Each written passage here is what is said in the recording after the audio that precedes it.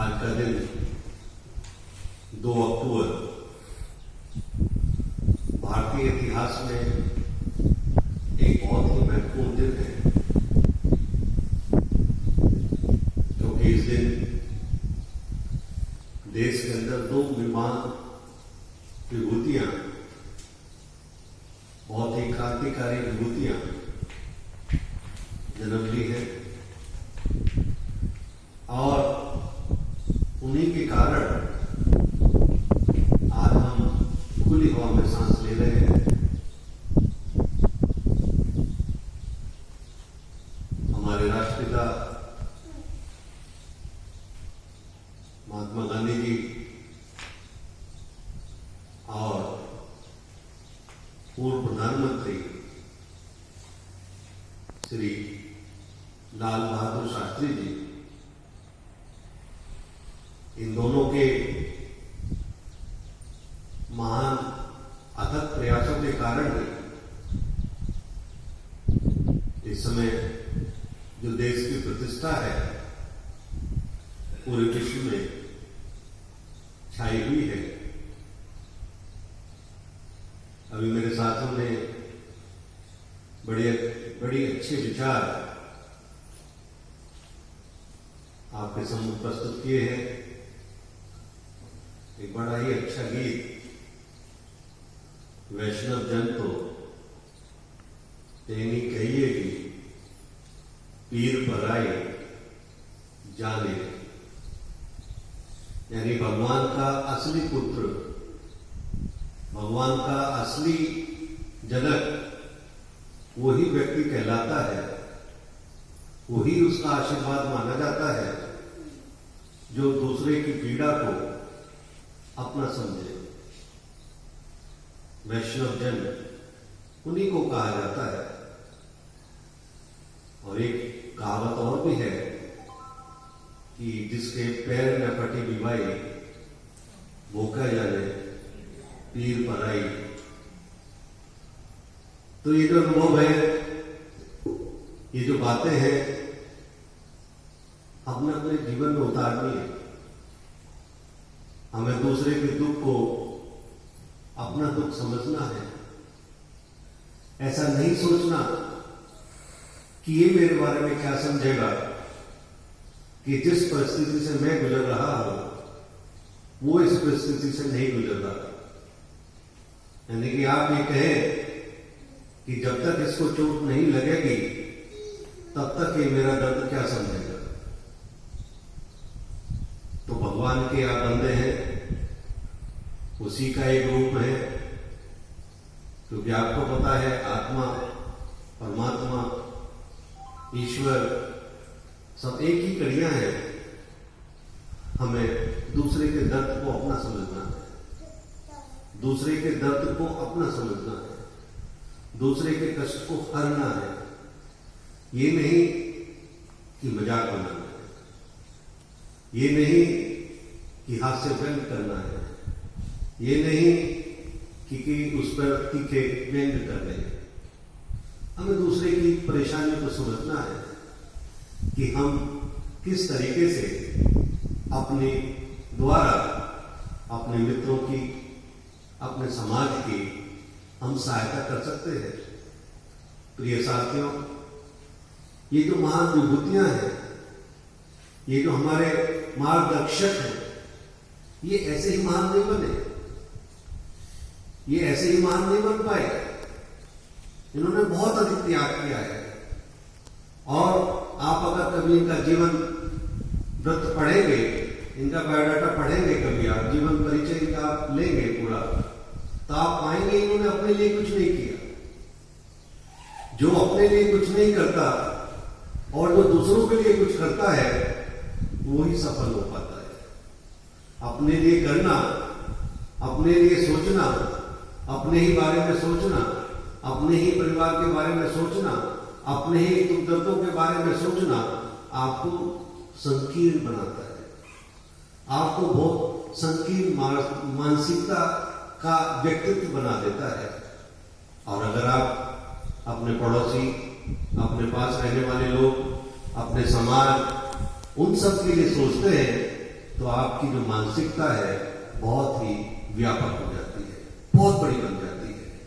अगर अपने व्यक्तित्व को आप ऊपर उठाना चाहते हैं, कुछ मानवता की तरफ एक कदम आप बढ़ाना चाहते हैं, तो दूसरों के बारे में सोचिए, अपने समाज के बारे में सोचिए, अपने आस पड़ोस के बारे में सोचिए। ऐसे ही अगर हम एक दूसरे के बारे में सोचने लगे, कहने का मतलब मैं अपने बारे में न सोच करके अपने पड़ोसी के बारे में सोचूं, अपने समाज के बारे में सोचूं। ऐसे ही मेरा जो पड़ोसी है, मेरे पास जो रहने वाला है, वो अपने बारे में न सोचे, वो अपने पड़ोस के रहने के बारे में सोचे। तो आप देखेंगे कि जितने भी लोग हैं वो सब बहुत ही सुखी हो जाएंगे, उनका जो जीवन है बहुत ही आनंदमय बन जाएगा। संकीर्णता में रहकर के आपको विषमता का एहसास होगा, आपको दुखों का एहसास होगा। कहते हैं कि दूसरे की खुशी में देख करके खुश होना सीखिए। बहुत अच्छी बात है। आप अपनी खुशी में खुश होंगे तो इतना मजा आपको नहीं आएगा। दूसरों की खुशी में आप खुश रहने का प्रयास करेंगे तो आपको पता लगेगी कि आज हमारे इस बच्चे का जन्मदिन है, आज हमारे दूसरे बच्चे का जन्मदिन है, आज हमारे तीसरे पड़ोस का जन्मदिन है, आज हमारे समाज में आस पड़ोस में ये कार्यक्रम हो रहा है। तो आप देखेंगे कि रोजाना ही आप खुश रहेंगे। तो ये जो बात कही गई है कि दूसरे को खुश होकर के रहे, दूसरे को खुशी देख करके आप खुश होइए, ये बहुत बड़ी बात है। क्योंकि आपके घर में तो खुशी दो चार व्यक्ति होंगे आपके यहाँ, आपके हस्बैंड का कभी जन्मदिन होगा या कोई कार्यक्रम होगा, तो ज्यादा ज्यादा आपका जो परिवार होगा वो 2 का होगा या 4 का होगा या 10 का होगा। लेकिन जब आप समाज को लेकर के खुश रहने का प्रयास करेंगे तो आपके साथ साथ आपके आसपास आपके साथ रहने वाले लोगों में बहुत अधिक खुशी होने के बहुत सारे कारण हैं। किसी का कोई फंक्शन है, किसी का कोई फंक्शन है, किसी का कोई फंक्शन है, तो रोजाना अगर आपकी इस प्रकार की प्रवृत्ति होगी खुश रहने की, तो आप लगभग रोजाना ही आपको खुशी मिलती रहेगी। अगर आप अपने परिवार को लेकर के, अपने आप को लेकर के खुशी रहेंगे, तो आपको साल में 2-4 बार ही खुशी होने का मौका मिलेगा। तो खुश होइए। और मैं निश्चित कहता हूं कि जो दूसरे की खुशी में खुश होता है, मेरा अपना ऐसा अनुभव भी है, जो दूसरे की खुशी में खुश होता है वो खुशी उसके यहां अवश्य आती है। अपनी मानसिकता को परिचित बनाइए, बहुत व्यापक इसको आप बनाइए। क्योंकि एक छोटा सा आप एग्जाम्पल सोचिए, मलिया मैं कहने लगूं कि भाई मेरा पड़ोसी आदमी, उसके यहां कोई रिश्तेदार आया है, कोई रिलेटिव आया है, और मैं उसको देख करके उसको नमस्ते भी नहीं करता,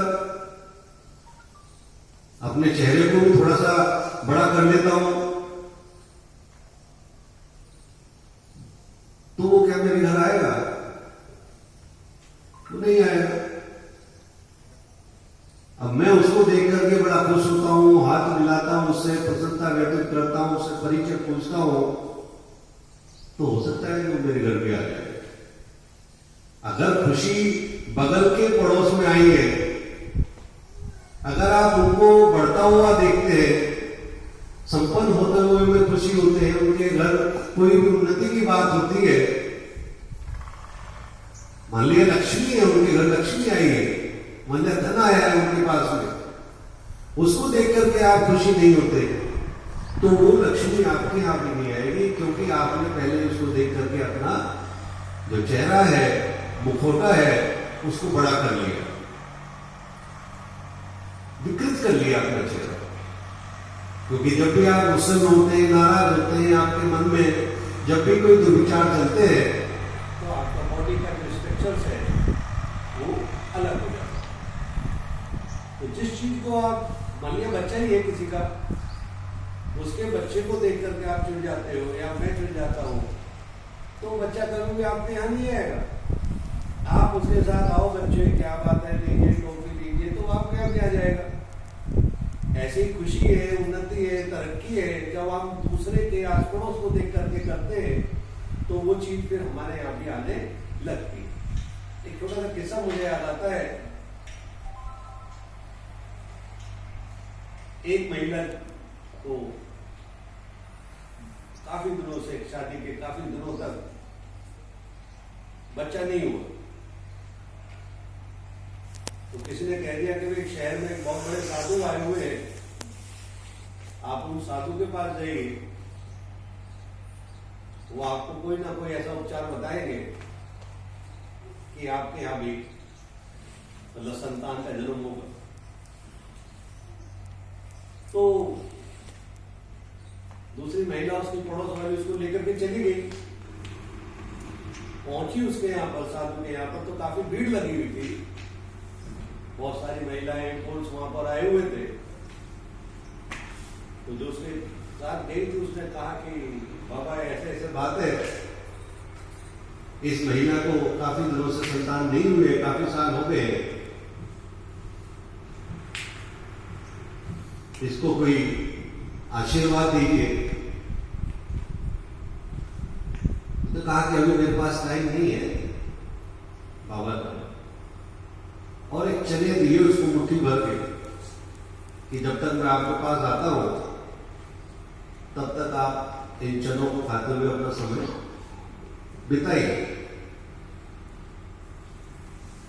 तो जब चने दिए उस लेडीज को, तो वहां बहुत सारे बच्चे भी थे छोटे छोटे, अब वो महिला को देख रहे थे बच्चे, छोटे छोटे बच्चे उसके पास आए, आंटी चने दो, हमें चने दो। उसने धमका दिया उसको, नहीं चलो बोलो। वो साधु बैठा हुआ देख रहा था दो, तो उसने चने अपने आगे सारे खाए।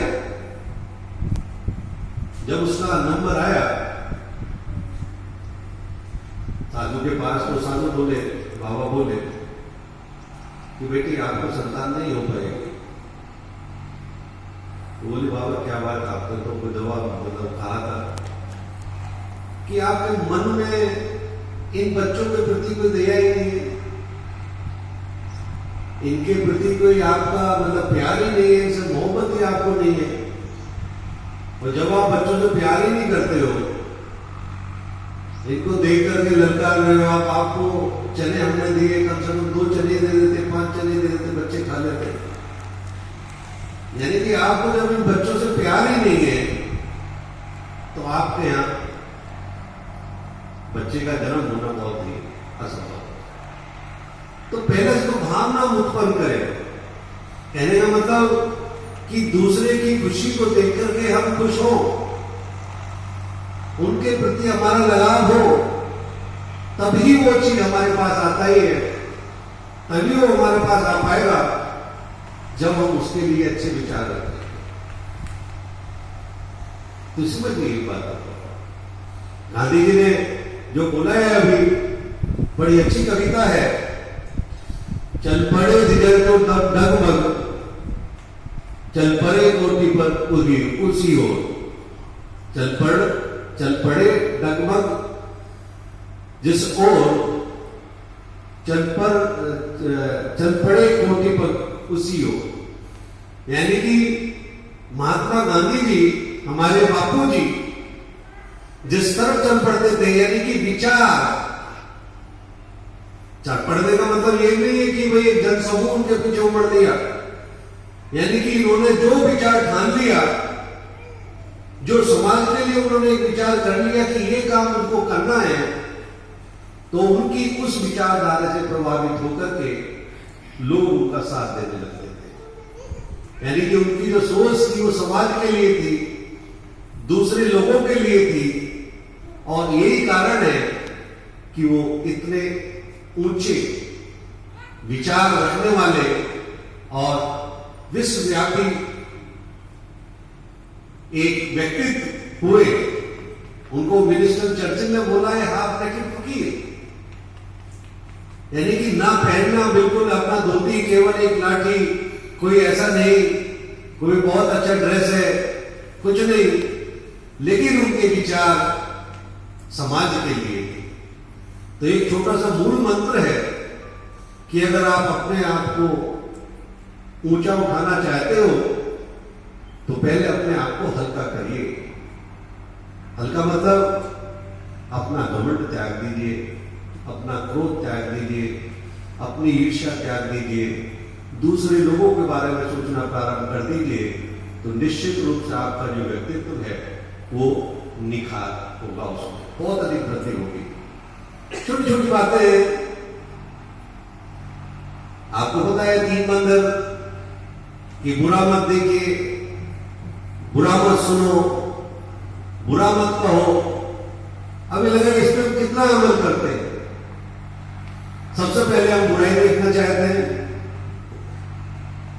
सबसे पहले हम बुराई बोलना चाहते हैं, सबसे पहले हम बुराई सुनना चाहते हैं।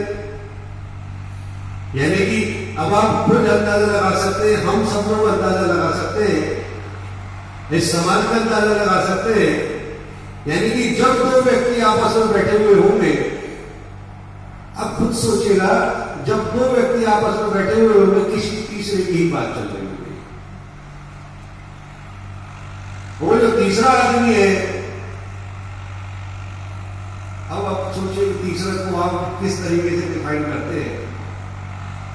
तो पहले अपने विचार बदलिए, अपने संस्कार बदलिए, अपने आसपास का वातावरण बदलिए। मैडम ने बोला है, मैडम मुरुडा ने भी काफी अच्छा बोला है, स्वच्छ संयम। हम संयम ही नहीं रख पाते अपने ऊपर। संयमित व्यक्ति ही मैं समझता हूं कि सफल बन पाता है। एक विवेकपूर्ण व्यक्ति ही सफल बन पाता है। तो हम अपने आदरणीय राष्ट्रपति उनसे कोई एक भी बात सीख ले, अहिंसा के बारे में सीख ले, बुरा ना बोलो या बुरा ना सहो, बुरा ना कहो, कोई भी एक बात, क्योंकि ये सब बातें एक दूसरे से जुड़ी हुई है। ऐसा नहीं है ये सब बातें अलग अलग है कि पाप से घृणा करिए, पापी से नहीं। क्या हम इस बात को विभेद कर पाते? क्या कोई आदमी हमारे सामने आता है जिसने कभी कोई गलत काम किया है, तो क्या हम उन दोनों में अंतर कर पाते? क्या हम इसको निश्चित रूप से अपनाते कि हमें पाप से घृणा करनी है, पापी से नहीं करना? ये दोनों चीजें एक साथ आ जाती है। यानी कि आदमी का चेहरा उसकी गलतियों के बारे में बताता है।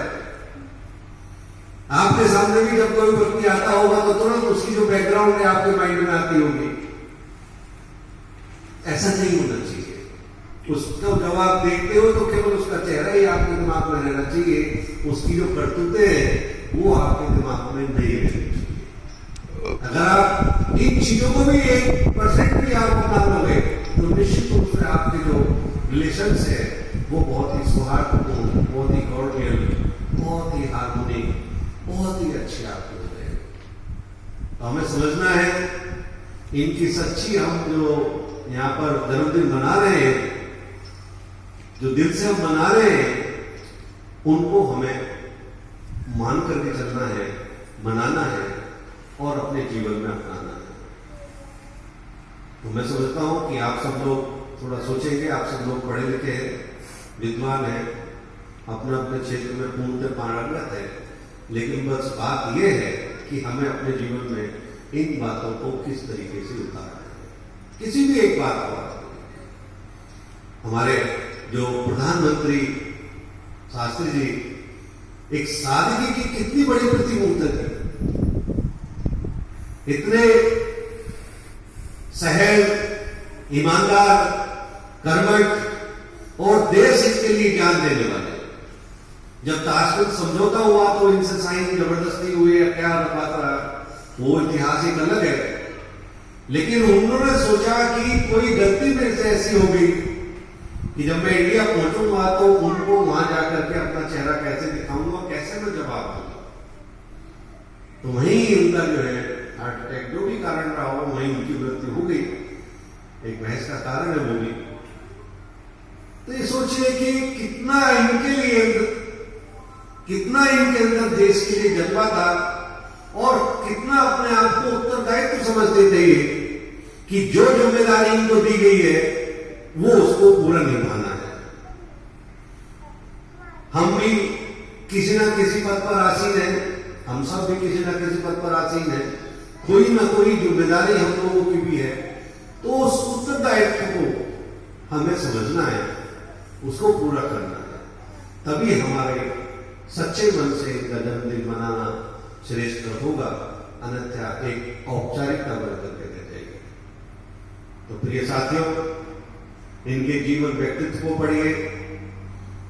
हमारे बापूजी एक कोई व्यक्तित्व नहीं है, ये एक विचारधारा, एक आइडियोलॉजी है।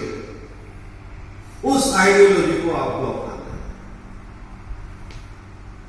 आप सभी को पुनः बहुत बहुत शुभकामनाएं।